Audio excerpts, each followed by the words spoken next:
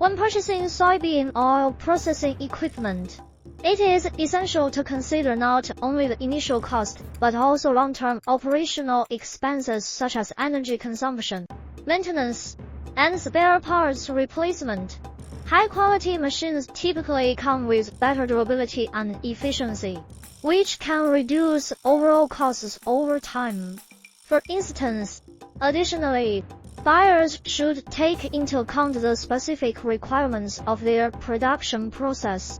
A basic setup might include cleaning, crushing, cooking, pressing, filtering, and refining units. More sophisticated lines could incorporate additional stages for degumming, bleaching, deodorizing.